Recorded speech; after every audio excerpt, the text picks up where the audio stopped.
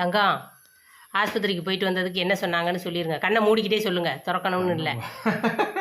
மூஞ்சியை மூட வேண்டாம், ஒரு கண்ணை மட்டும் அப்படி பொத்திக்கிட்டு சொல்லுங்க. மறைந்திருந்து கண்ணு போய பாட்டு கேக்குதே உனக்கு, சொல்லிடி தங்கா. அவர் ஒன்றும் இல்லை, டாக்டர் என்ன சொல்லியிருக்காங்கன்னா அது கண்ணு இந்த கிருஷ்ணமணின்னு இங்கே சொல்லுவாங்க மலையாளத்தில். நம்ம ஊரில் வந்து அந்த கருப்பு மொழின்னு சொல்ற பார்த்தீங்களா, கருவிழி. இந்த கருவிழியில பார்த்தீங்கன்னா கருவிழிக்குள்ள ஏதோ ஒரு பிராணி தட்டி அதில் நம்ம தேய்ச்சிட்டோம் போல இருக்கு. அந்த முள்ளு உள்ளே குத்தியே இருந்திருக்கான். அதனால தான் நேற்று ஒர்க் ஷாப்பில் போகும்போது ஏதோ தட்டுச்சாலும் தெரியல. அதனால தான் நேற்று முடிக்கங்க இதாகவே இருந்துச்சு. இப்போ கொண்டு போய் காமிச்சு அந்த டாக்டர் அதை மரமரப்பு மருந்தெல்லாம் ஊற்றி குடிச்சு ப்ளக் பண்ணி எடுத்துட்டாரு.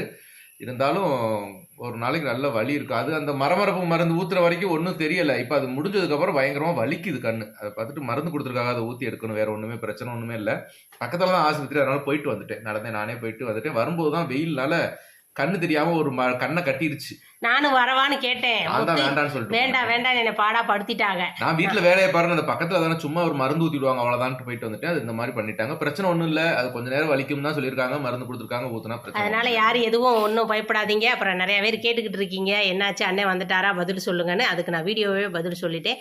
அண்ணனுக்கு ஓகே தான், நாளைக்கு ஓகே தான். அண்ணனுக்கு எந்த பிரச்சனையுமே இல்லை, நீங்க கவலைப்படாம இருங்க. ஓகேங்களா? அண்ணனுக்கு ஒரு குறையும் இல்லை, நல்லா இருக்காரு. ஒரு கண்ணு மட்டும் தான் 1.5 கண்ணா இருக்குது இப்ப.